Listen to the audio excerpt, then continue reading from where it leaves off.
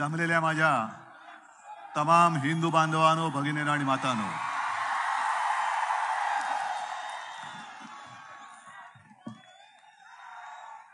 मलाच कळत नाही आजच्या या सभेचं वर्णन काय करायचं। एक 15 दिवसांपूर्वी खेडला सभा होती, अतिविराट अभूतपूर्व असं ते दर्शन होतं। आजची सभा आणखीन अथांग पसरलेली आहे, अथांग।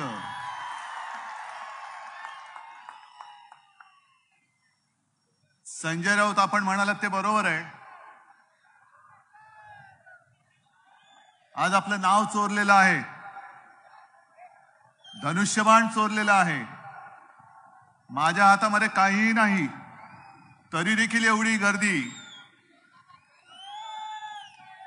ही सगळी पूर्वजांची पुण्याई आणि आई जगदंबेचे आशीर्वाद। आज एवढ्या मोठ्या संख्येने तुम्ही जमलात। खरं मी पुन्हा मुख्यमंत्री होण्यासाठी अद्वै तुम्ही शपथ घेतलीत, पण मी स्वतः मुख्यमंत्री होण्यासाठी लढत नाहीच आहे। मी तुमच्या प्रश्नांसाठी लढायला उभा आहे।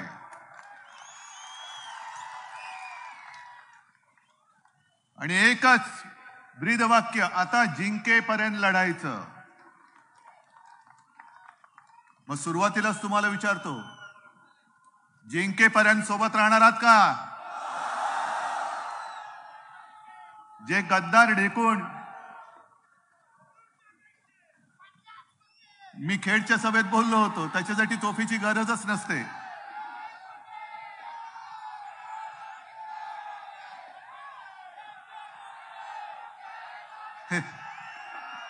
बऱ्याचदा पंचायत होते, एवढे सगळे तुम्ही जागृत असल्यानंतर बोलायचं काय?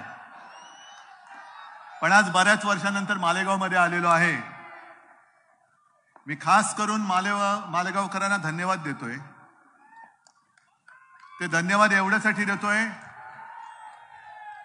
की मध्ये जे एक जगभर कोरोनाचं संकट आलं होतं,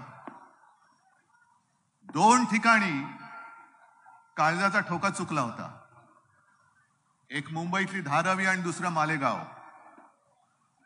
त्यावेळेला मुख्यमंत्री होतो मी, मालेगावातल्या गुरूंशी बोललो, अगदी मुल्ला मौलवींशी सुद्धा मी व्हिडिओ कॉन्फरन्स केली। आणि तुम्ही सगळ्यांनी सहकार्य जर त्यावेळेला केलं नसतं तर मालेगाव वाचलं नसतं। म्हणून मी तुम्हाला पहिल्या प्रथम माझं कर्तव्य आहे, मी त्यावेळेला माझ्या घरात बसून तुम्हाला सांगितलं होतं, पण तरी देखील तुम्ही ऐकलत, म्हणून मी तुम्हाला मनापासून पहिले धन्यवाद देतोय। तुम्ही मला एक तुमच्या कुटुंबातला आपला मानलात।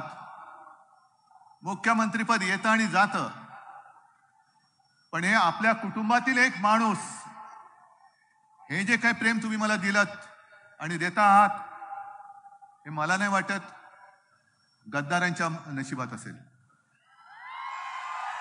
आणि आजची सभा बघितल्यानंतर काय शिवसेनेचं काय कमी केलं तुम्ही? नाव चोरलत, धनुष्यबाण चोरलत, पण ही माझी माणसं, जीवाभावाची माणसं, ही प्रेम करणारी माणसं, ही नाही चोरू शकत तुम्ही। ही भाड्याने आणता येत नाही, प्रेम विकत घेता येत नाही। आणि खास करून मला अद्वैला धन्यवाद द्यायचे। अद्वै, साधारणतः जगराटी अशी असते की सत्तेकडे सगळेजण जात असतात लोहचुंबकाप्रमाणे, पण हा मर्दगडी तिथून इथे आलेला आहे। कदाचित तिथे राहिला असता तर कोपऱ्याला गुळ लावलाच होता तुमच्या, काहीतरी करतो म्हणून भलं केलं असतं। पण एकदा विश्वास तुटला की तुटला। आणि विशेष म्हणजे भाऊसाहेब आणि प्रबोधनकारांचा तुम्ही जो उल्लेख केला, बस तो एकमेव धागा जो आपला आहे संयुक्त महाराष्ट्राचा, त्याचीच आज गरज आहे, त्याचीच आज गरज आहे। बोलण्यासाठी खूप विषय आहेत, त्याच्यावरती मी बोलणारच आहे, पण विशेष म्हणजे इथे आल्यानंतर मी 2 शेतकऱ्यांना आवर्जून भेटलो।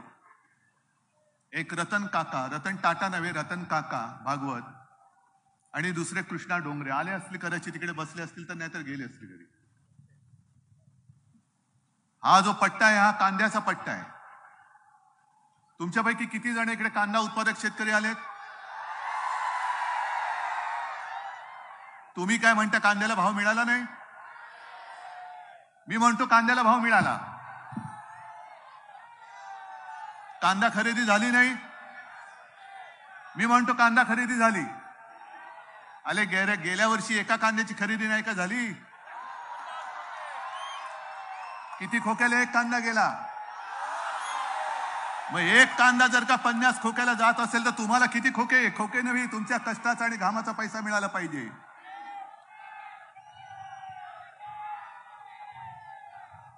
दोन शेतकरी जे मी भेटलो त्याच्यामधले रतन भागवत, काय तुमची व्यथा आहे एक प्रतिकात्मक उदाहरण आहे. तुम्ही सर्व शेतकरी, काही तुमच्या हातामध्ये नांगराखेरीज काही नसतं. हा असा म्हणजे एका बाजूला त्या कृष्णाने सांगितलं मला की साहेब आसमानी आणि सुलतानी दोन्ही एकदम आलेले आहेत. मी त्यांना जे प्रश्न विचारले तेच तुम्हाला विचारतोय. ज्या वेळेला 2.5 वर्ष आपलं सरकार होतं, शेतकऱ्यांच्या पाठी आपलं सरकार उभं होतं की नव्हतं मला सांगा तुम्ही. नसेल तर नाही सांगा, आणि असेल तर जोरात हात वर करून सांगा होता म्हणून. खुला कारभार आहे माझा. मला कल्पना आहे जी कर्जमुक्तीची योजना आपण राबवली होती महात्मा फुलेंच्या नावाने, द्राक्ष बागायतदारांना त्याचा फायदा मिळाला नव्हता. मला कल्पना आहे. पण 2 लाखापर्यंत ज्यांच्यावरती पीक कर्ज होतं त्यांना लाभ मिळाला होता की नव्हता हे तुम्ही सांगा. अटीतटी शर्ती काय होत्या जास्त? आपण एक एक गोष्टीकडे येत होतो. पण पहिली मी जी एक मनाची खुणगाठ बांधली होती की सत्ता आल्यानंतर पहिला प्रथम माझ्या शेतकरी राजाला कर्जमुक्त करायचंच, ते पहिलं पाऊल होतं. दुसरं पाऊल होतं ते जे नियमित कर्ज परतफेड करणाऱ्यांना 50,000 रुपये प्रोत्साहनपर देणार होतो आपण. त्याची गेल्या वर्षीच्या अर्थसंकल्पात घोषणा केली. दुर्दैवाने गद्दारी झाली, सरकार गेलं. आणि टप्प्याटप्प्याने पुढे येत येत जेव्हा आपल्या सरकारला 5 वर्ष होणार होती तेव्हा मी द्राक्ष बागायतदार नव्हे तर त्यांच्या बरोबरीने इतर सुद्धा जो शेतकरी आहे 2 लाखाच्या वरती जो कर्ज घेतो त्याचा सुद्धा विचार करत होतो मी. काय चुकीचं मी करत होतो? शेतकऱ्याला स्वतःच्या पायावरती उभं राहण्यासाठी जे विकेल ते पिकेल. काही पिकवायचं आणि भाव नाही का? मग तुमची एवढी मेहनत वाया गेली, त्याचं करायचं काय? तसं नाही तर शेतकऱ्याला मार्गदर्शन झालं पाहिजे की पुढच्या वर्षी काय तू पिकवलं असतं तुला पैशाला तुझ्या पिकाला भाव मिळेल ते सांगितलं गेलं पाहिजे. आणि त्याच दर्जाचं पीक हे शेतकऱ्याने पिकवलं पाहिजे की जे पिकलं की विकलं गेलाच पाहिजे. शेतकऱ्याला केवळ हमी भाव नाही तर शेतकऱ्याला हमखास भाव मिळालाच पाहिजे, हा माझा आग्रह होता. आणि ते रतन काका त्यांची बातमी मी वाचली. शेतीसाठी कांदा लागवडीसाठी त्यांनी कर्ज घेतलं, पत्नीचे दागिने गहाण टाकले, घरातली काही जे काही पैसे होते शिल्लक ते त्याच्यामध्ये टाकले. आणि विचार हाच केला होता जसा विचार तुम्ही करता की एक सोन्यासारखं पीक हाती लागेल, कर्ज फेडेन, पत्नीचे दागिने मी परत आणेन आणि नातीचं लग्न करेन. पण कसं काय आणि कसं काय? कांद्याला जो काय कांद्याची विल्हेवाट लागली त्याच्यामध्ये अवकाळी, कर्ज डोक्यावरती चढलं, पत्नीचे दागिने अडकले आणि नातीचं लग्न लांबणीवर पडलेलं. मला उत्तर देण्यासाठी इकडे उत्तर सभा घेणारात ना त्या रतन काकासारख्या इथल्या शेतकऱ्यांना जे कर्जाच्या डोंगराखाली तुमच्या आणि तुमच्या नाकर्तेपणामुळे पिचले गेलेत त्यांना पहिलं उत्तर द्या. आणि त्या कृष्णा डोंगरेचं पत्र मी इकडे आणलेलं आहे, ही कॉपी आहे. पण त्यांनी रक्ताने दिलेलं पत्र आहे मुख्यमंत्र्यांना. स्वतःच्या रक्ताने मुख्यमंत्र्यांनी पत्र लिहिले, त्याची कॉपी आहे. पण स्वतःच्या रक्ताने पत्र लिहून सुद्धा मुख्यमंत्र्याला वाचता येत नाही. भाषण बरं वाचतात पण माझ्या शेतकऱ्याच्या रक्ताचं पत्र ते वाचू शकत नाहीत. आणि त्याच्यात त्यांनी ज्या भावना व्यक्त केलेल्या आहेत, मुख्यमंत्री महोदय तुम्ही शेतकऱ्याचे पुत्र आहात. केंद्रातलं भाजपच्या सरकारचं जे काय धोरण आहे ते शेतकरी विरुद्ध आहे, त्याच्या विरुद्ध तुम्ही आवाज उठवा. कोण आवाज उठवणार? बकरी कधी आवाज उठवते? हा, तोंड उघडलं तर काय तोंडातनं बाहेर पडणार? कोणाकडनं कृष्णा तुम्ही अपेक्षा करतायत? ज्यांच्या गळ्यामध्ये दोरी बांधून घंटा बांधलेली आहे त्यांच्याकडनं? मुख्यमंत्री शेतकरी आहेत. मी दिवाळीच्या वेळेला पाहिलं होतं, तुम्ही पण पाहिलं असाल टीव्हीवरती. दिवाळीच्या वेळेला मुख्यमंत्री रमले शेतीत. यांच्या शेतीमध्ये 2-2 हेलिपॅड. तुम्ही कशाने जाता शेतीमध्ये? आपला हे मुख्यमंत्री हेलिकॉप्टरने शेतात जातो. माझा शेतकरी रात्री अपरात्री वीज आल्यानंतर जो शेतात जातो, कधी साप चावतो, कधी विंचूड असतो. एकतर विजेचा पत्ता नाही, शेतमालाला भाव नाही, घरची लग्न कार्य अडकलेली आहेत आणि शेतकरी मुख्यमंत्री स्वतःच्या शेतात रमतात. पण या शेतकऱ्यांच्या बांधावरती यायला त्यांना वेळ नाहीये. जी खेडला सभा झाली त्या खेडच्या सभेच्या वेळेला अवकाळी पाऊस झाला होता.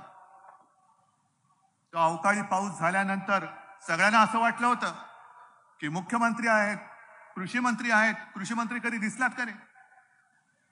त्यांना म्हणे दिव्य दृष्टी प्राप्त झालेली आहे, काळोखामध्ये जाऊन शेतीची पाहणी करतात. कसा फटका बसला, कसा फटका बसला, किती नुकसान झाले, काळोखामध्ये जाऊन बघतात. असे हे मोठे दिव्य शक्ती प्राप्त झालेले कृषी मंत्री आपल्याला लाभलेत, जे महिलांना शिवीगाळ करतात. सुप्रिया सुळेला शिवी दिली तरी सुद्धा मंत्री म्हणून निर्लज्जासारखे हे यांच्या मांडीला मांडी लावून बसतात. हे यांचं हिंदुत्व, हे यांचं हिंदुत्व. बरं, शेतकऱ्यांच्या आत्महत्या वाढल्यात. आत्महत्या वाढल्यानंतर शेतकऱ्यांच्याकडे जाऊन त्यांची विचारपूस करायची की शेतकऱ्यांच्या आत्महत्या हे काही नवीन नाहीये, हे होतच असतं, असं बोलायचं. अवकाळी पाऊस झालेल्यांचा फटका किती जणांना इकडे बसलाय? बसलाय ना. गारपिटीचा फटका किती पडलाय? द्राक्ष संपूर्ण नासून गेलेली आहेत. जी द्राक्ष निर्यातीसाठी तयार होत होती ती गारपिटीमध्ये खराब झाले, द्राक्ष मणी सुद्धा गेलेले आहेत. तरी सुद्धा आपले केंद्रीय कृषी मंत्री म्हणतायत तोमर म्हणजे नाव आहे तोमर, ते एकत्र घ्यायचं, तोमर नाही तोमर. ते म्हणतात अवकाळीचा फटका काय विशेष काय नाहीये, आम्ही देऊन टाकू काहीतरी. मग द्या ना, कधी देणार? एका मागोमाग एक फटके पडत असताना आजपर्यंत हे सरकार आल्यानंतर शेतकऱ्याच्या माझ्या पदरामध्ये किती मदत म्हणून मिळालेली आहे हेही मला एकदा सांगा. अतिवृष्टी झाल्यानंतर, अवकाळी पाऊस पडल्यानंतर, गारपीट झाल्यानंतर किंवा आणखीन काही झाल्यानंतर ज्या तत्परतेने महाविकास आघाडीचं सरकार पंचनामे करून तुम्हाला मदत देत होतं, तसं आतापर्यंत गेल्या 8 महिन्यात तुम्हाला मदत मिळाली असेल, हात वर करा. जर सरकार चांगलं असेल हात वर करा. मी माझ्या घरी, तुम्ही तुमच्या घरी, सरकार खुश. का जीव तळमळतोय? का मी सभा घेतोय? का मी तुमच्या प्रश्नाला वाचा फोडतोय? सत्ता गेल्याचं दुःख नाहीये, पण सत्ता गेल्यानंतर चांगलं काम करणारं सरकार गद्दारी करून तुम्ही पाडलं आणि निर्लज्जासारखा छत्रपती शिवाजी महाराजांचा भगवा हातात घेऊन गद्दार नाचताय तुम्ही. खंडोजी खोपड्याची अवलाद, गद्दाराच्या हातामध्ये भगवा शोभत नाही. आज इकडे जे दृश्य दिसतंय ते दृश्य बघितल्यानंतर मी त्यांना विचारतोय, तुम्ही काय घेऊन गेलात? एक माझ्यावरती प्रेम करणारा एक माणूस तुम्ही नेऊ शकला नाहीत, एक शिवसैनिक तुम्ही नेऊ शकला नाहीत. पण या उलट तुम्ही तुमच्या कपाळावरती तुमच्याने गद्दार म्हणून शिक्का मारून घेतलाय. तो शिक्का आयुष्यभरात पुसला जाणार नाही. जिथे जिथे जाल तिकडे तुमची ओळख गद्दार म्हणूनच लोक करून घेतील. हा परिसर जो आहे, इकडे लूम्स आहेत, वस्त्रोद्योग आहे. कोरोना काळामध्ये सुद्धा आणि त्याच्यानंतर तो उद्योग सावरावा म्हणून आपल्या महाविकास आघाडीच्या सरकारने वस्त्रोद्योगाला वीज दरामध्ये सवलत दिली होती की नव्हती? आणि आज परत दर काय झालेले आहेत? बरं, हे ठीक आहे, हे तर इथल्या इथे तुम्ही करताय, पण वस्त्रोद्योग आयुक्तालय सुद्धा हे दिल्लीला घेऊन गेलेले आहेत. मग इथे जे कोण वस्त्रोद्योग करणारे असतील, कामगार असतील, मालक असतील, आणखीन कोण असतील, आपल्या पूर्ण देशामध्ये वस्त्रोद्योग जास्तीत जास्त कुठे आहे?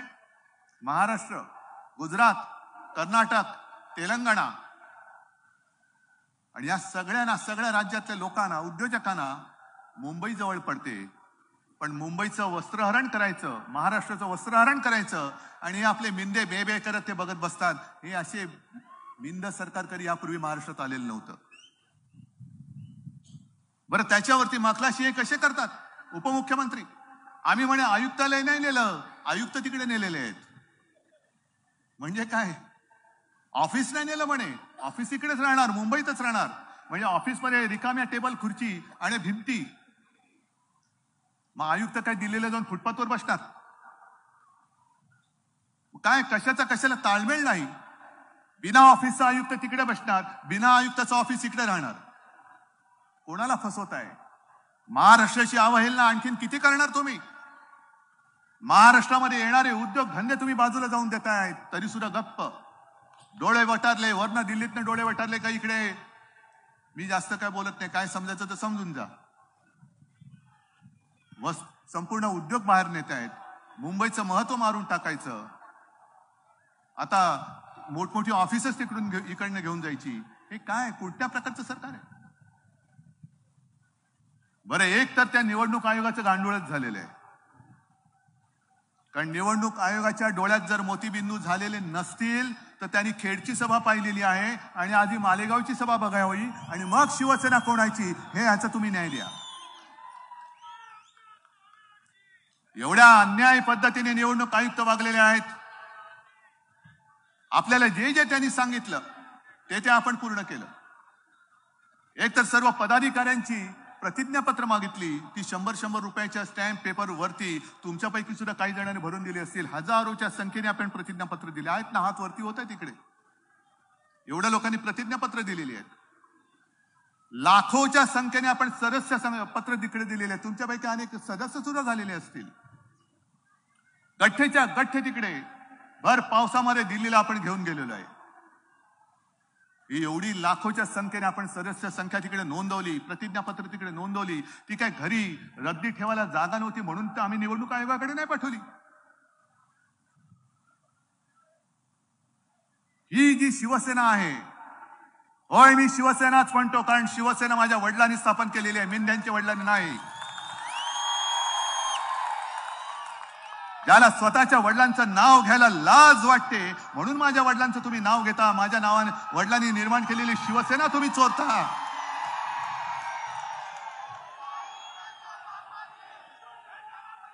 पण आज जे एकूण वातावरण देशामध्ये चाललेलं आहे ते वातावरण बघितल्यानंतर ही लढाई केवळ माझी एकटीची नाहीये. ही लढाई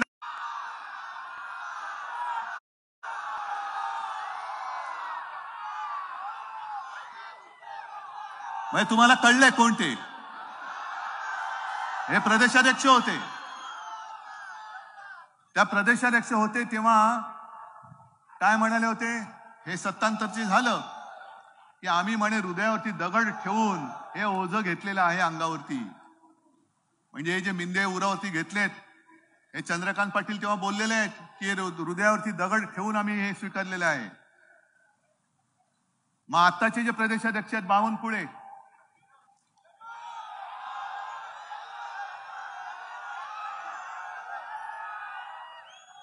थांबा, मला पटकन हसायला आलं, पुढचं भाषण नाही करता येणार. आताचे जे प्रदेशाध्यक्ष बावनकुळे आहेत, त्या बावनकुळ्याने सांगितलं आम्ही मिंदे गटाला फक्त 48च जागा देणार. अहो बावनकुळे साहेब, तुमच्या नावा एवढ्या 52 तरी जागा द्या, काहीतरी लायकी ठेवा.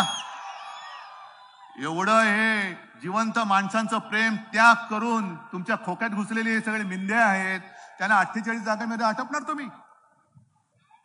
पण आज तुमच्या सगळ्यांच्या साक्षीने मी महाराष्ट्रातल्या भाजपला विचारतोय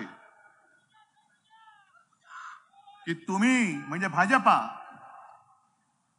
मिंद्यांच्या नेतृत्वाखाली निवडणुका लढणार आहात का? आज जाहीर करा. होय, आम्ही मिंद्यांना नेता मानून निवडणुका लढणार.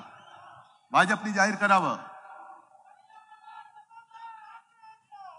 आणि त्याही पेक्षा मी मोठं आव्हान प्रत्येक सभेत देतो, ते याही आव्हान सभेत देतोय. जर भारतीय जनता पक्षाला असं वाटत असेल की आपण ठाकरेंपासून शिवसेना तोडू शकतो. अरे तुमचे 52 काय 152 कुळं खाली उतरले तरी ठाकरेंपासून शिवसेना कोणी तोडू शकत नाही. प्रयत्न करून बघा. आणि मी तर म्हणतो तातडीने निवडणुका घ्या. हिम्मत असेल तर तुम्ही मोदींच्या नावाने मतं मागा आणि मी माझ्या वडिलांच्या नावाने मतं मागतो. बघूया महाराष्ट्र कोणाला कौल देतो.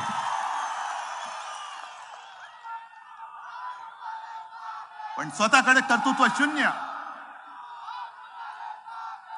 गद्दारी करून मुख्यमंत्री झाले तरी सुद्धा कर्तृत्व शून्य. अजूनही माझ्या वडिलांचं नाव तुम्हाला वापरावं लागतं. इकडे तुमचा हार, तुमचा पराभव आहे. ज्या शिवसेनेने तुम्हाला राजकारणामध्ये जन्म दिला, त्या राजकारणातल्या जन्मदात्या आईच्या कुशीवरती वार करणारे हे सगळे चोर धनुष्यबाण घेऊन तुमच्या समोर फिरणार आहेत.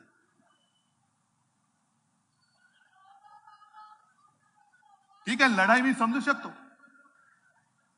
भ्रष्टाचाराविरुद्ध लढाई कोण करणार? भारतीय जनता पक्ष. पण भारतीय जनता पक्षाने एक लक्षात ठेवावं, कन्याकुमारी पासून काश्मीर पर्यंत जर यादी काढली तर हातभरपेक्षा जास्त मोठी होईल. संपूर्णपणे तुम्ही विरोधी पक्षातल्या लोकांवरती, नेत्यांवरती भ्रष्टाचाराचे आरोप करून त्यांना पक्षात घेतलेला आहे. आणि काल परवाकडे त्यांचाच एक आमदार विधान परिषदेत बोललेला आहे की आमच्याकडे निरमा पावडर आहे. जरा थांबा रे. आमच्याकडे निरमा पावडर आहे आणि या निरमा पावडरीने जे आमच्याकडे येतात भ्रष्ट लोक, त्यांना धुतलं की ते स्वच्छ होतात. काय मोठ्या मनाची माणसं आहेत बघा. भ्रष्टाचार शिल्लकच ठेवायचा नाही, भ्रष्टाचारी शिल्लकच ठेवायचं नाही. दिसला भ्रष्टाचारी घेतला पक्षात, दिसला भ्रष्टाचारी घेतला पक्षामध्ये. पण सगळी भ्रष्ट माणसं तुमच्या पक्षात घेतल्यानंतर एक काम मात्र नक्की करा. पहिलं तुमच्या पक्षाचं नाव बदला. जे भारतीय जनता पक्ष आहे, भारतीय जनता भ्रष्ट नाही.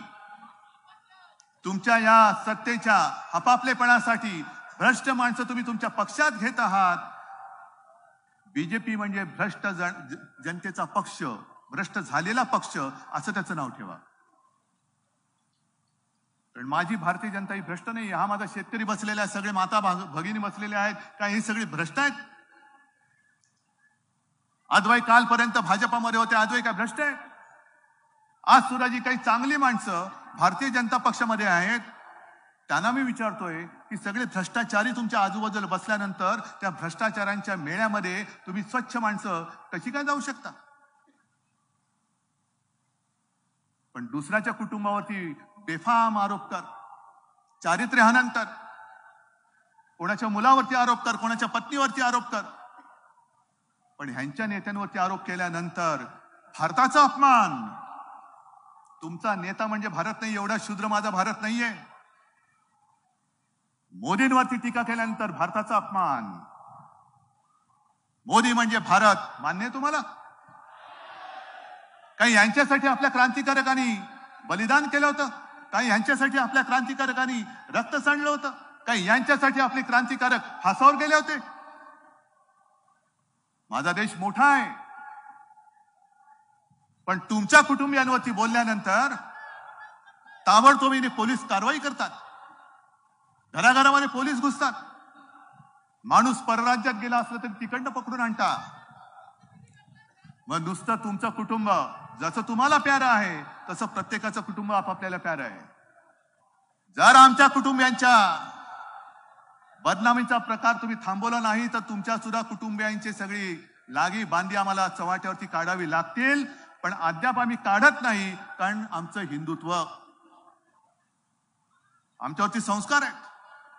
आम्ही नाही तुमच्या घरामध्ये कोणावरती महिला असतील, मुलं असतील, पण जर कोणी कुटुंब व्यवस्थाच मानत नसेल तर मग प्रश्नच संपला. पण दुसऱ्याच्या कुटुंबावरती आरोप करायचे, घरी धाडी टाकायच्या. काय हिंदुत्व? हिंदुत्व म्हणजे आहे तरी काय? काय हिंदुत्व? शिवसेनेचं हिंदुत्व, शिवसेना काँग्रेस सोबत गेली म्हणून हिंदुत्व सोडलं वाटतं तुम्हाला? मुळामध्ये तुम्ही, मी जसं तुम्हाला प्रश्न विचारतो तसा तुम्हाला प्रश्न विचारतो, एक तरी अशी घटना दाखवा की मी मुख्यमंत्री असल्यानंतर मी हिंदुत्वापासून लांब झालो याचं एक तरी घटना मला दाखवा. आहे मग काय हिंदुत्व मी सोडलं? पण आम्ही हिंदुत्व म्हणजे आमच्या मर्यादा सांभाळतो, हे आमचं हिंदुत्व आहे. राष्ट्रीयत्व हे आमचं हिंदुत्व आहे. शेंडी जानवाचं हिंदुत्व आम्हाला मान्य नाही. जे माझे वडील सांगायचे तेच मी सांगतोय, तेच मी सांगतोय. जे माझे आजोबा बोलायचे तेच मी बोलतोय, जे माझे वडील बोलायचे तेच मी बोलतोय.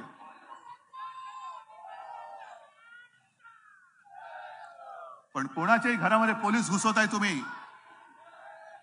अनिल देशमुखना आत टाकलं होतं. अनिल देशमुखांच्या नातीची तुम्ही चौकशी केलीत. 5-6 वर्षाची पोरगी, तिची चौकशी केली. लालू प्रसाद यादव त्यांची सून गरोदर आहे, ती बेशुद्ध पडेपर्यंत तुम्ही तिची चौकशी केली. एवढं निर्गुण आणि विकृत हिंदुत्व हे हिंदुत्व असू शकत नाही. हिंदुत्व आमचं नाहीये. या आमच्या छत्रपती शिवाजी महाराजांनी शिकवलं की परस्त्री ही माते समान आहे, महिलेचा आदर राखा. पण तुम्ही घरात घुसताय. महिला गर्भवती असली तरी चौकशीला ताट करून ठेवताय. ती बेशुद्ध पडेपर्यंत तिची चौकशी करताय. 6 वर्षाच्या मुलीची चौकशी करताय. हे तुमचं हिंदुत्व? कुठे गेले कुठे तुमचे सगळे? एक काळी तुमच्या व्यासपीठावरती सगळे साधू संत असायचे. ते साधू संतांची शिकवण गेली कुठे? आता सगळे संधी साधू आहेत आणि उघड उघड बोलतायत. आता आम्हाला शांत झोप लागते. हर्षवर्धन पाटील ना ते बोलले होते, ज्यांच्यावरती अगदी आपल्या शिवसैनिकांवरती सुद्धा भ्रष्टाचाराचे आरोप करून त्यांनी तुम्ही तुमच्या पक्षात घेतले. त्यांच्या भ्रष्टाचाराच्या चौकशीचं पुढे काय केलं? आणि बरं झालं तुम्ही सांगितलं की आमच्याकडे निरमा वॉशिंग पावडर जी गुजरातमधून येते, म्हणून आम्ही आमचे सगळे बरबटलेली माणसं गुजरातच्या लॉन्ड्रीत पाठवली होती. हे गुजरातला आधी काय गेले त्याचं उत्तर आता मला मिळालं. लॉन्ड्रीमध्ये धुवायला गेले होते. काय धुतलं देव जाणे.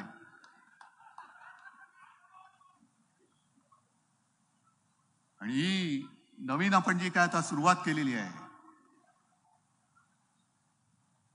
काल राहुल गांधींची प्रेस कॉन्फरन्स मी बघितली. तुम्ही बघितली? चांगलं बोलतोय पोरगा. त्याने एक जो प्रश्न विचारला की ते 20,000 कोटी रुपये कोणाचे, त्याच्यावरती भाजपकडे उत्तर नाही. आणि मग मला असं वाटलं की तो हिंडनबर्ग मूर्ख हजारो कोटीचे घोटाळे काढतोय, पण आमच्या इथले म्हणजे त्या हजारो कोटीच्या घोटाळ्यांना भाजपा किंमत सुद्धा देत नाही. पंतप्रधान उत्तर पण देत नाही. एवढे फालतू घोटाळे हा माणूस काढतोय. पण आमच्याकडे साध्या लोकांच्या मागे ईडी, सीबीआय सगळं लावून केवढे मोठे मोठे घोटाळे काढतोय. फक्त राहुल गांधींना मला एक सांगायचंय. तुम्ही कन्याकुमारी पासून काश्मीर पर्यंत गेलात. संजय राऊत तिकडे गेले होते, सोबत दिली होती. आम्ही सुद्धा तुमच्या सोबत राहिलो. पण आज जाहीर राहुल गांधींना मी सांगतोय की ही लढाई जी आहे ती लोकशाहीची लढाई आहे. कृपा करून नव्हे तर राहुल गांधींना मी जाहीरपणाने सांगतोय की सावरकर आमचं दैवत आहे. त्यांचा अपमान आम्हाला पटणारा नाही, अजिबात पटणार नाही. लढायचं असेल तर दैवतांचा अपमान आम्ही सहन नाही करणार, अजिबात करणार नाही. कारण सावरकर काय होते हे नुसतं आपण वाचू शकतो, पण सावरकरांनी काय केलं होतं म्हणजे तेव्हाचा तो सगळा जर का काळ आपण आपल्या डोळ्यासमोर आणाल. चापेकर बंधूंना फाशी दिल्यानंतर 15 वर्षाचं पोर घरातल्या अष्टभुजा देवीसमोर जाऊन शपथ घेतो की देशाच्या स्वातंत्र्यासाठी देशाच्या शत्रूला चाफेकरांसारखा मारत मरेन किंवा शिवछत्रपतींसारखा विजयी होऊन माझ्या मातृभूमीच्या मस्तकी स्वराज्याचा अभिषेक करेन. हे 15व्या वर्षी शपथ घेणारे सावरकर. त्या सावरकरांच्या वाड्यामध्ये लहान असताना मी शिवसेना प्रमुखांबरोबर गेलेलो आहे भगूरला. त्या काळातली त्यांची सगळी शस्त्र. सावरकरांचे वडील हे टिळक भक्त आणि सावरकरांनी सुद्धा जे काही केलेलं आहे ते सर्वसामान्याचं येरागाबळ्याचं काम नाहीये. 14 वर्ष रोज मरण यातना,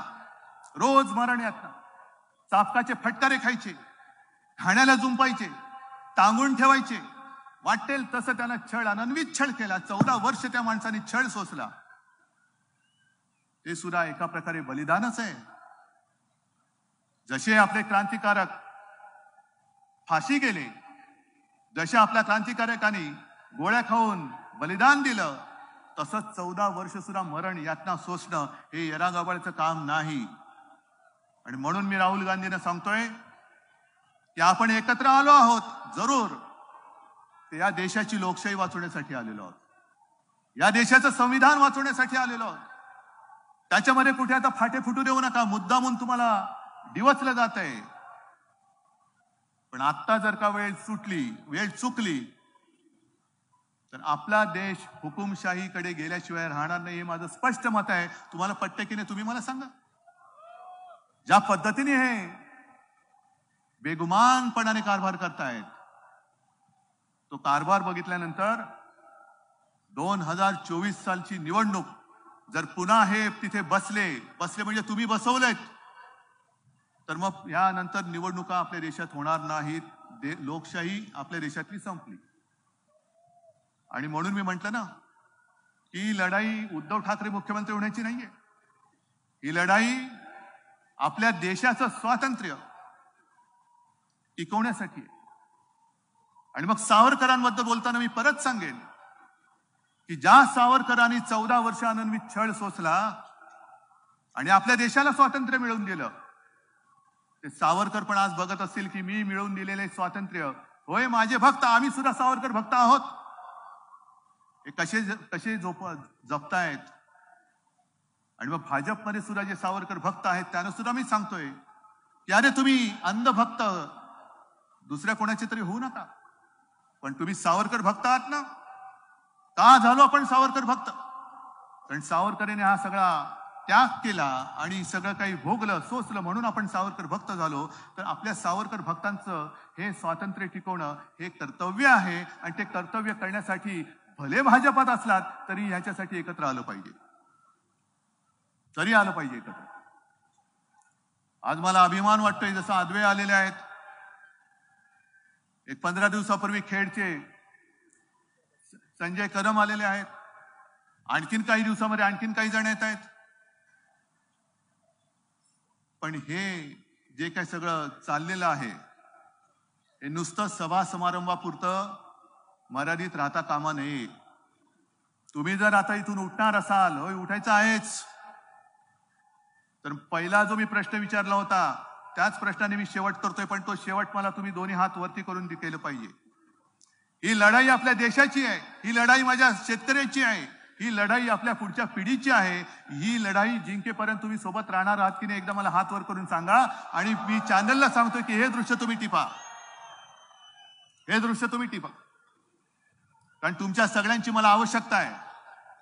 आपण श्रीकृष्णाने गोवर्धन उचलला होता कलंगलेवरती अशी एक आख्यायिका ऐकतो, पण त्यावेळेला त्याचे सगळे जे सवंगडी होते त्यांनी सुद्धा त्यांच्या काठ्या घेऊन आपापल्या परीने तो गोवर्धन उचलला होता. तसे एवढे जर का लाखो हात जर का उठले ना, तर आपल्या देशाचं स्वातंत्र्य या गद्दारांपासून कितीतरी वरती उचलल्याशिवाय आपण राहणार नाही.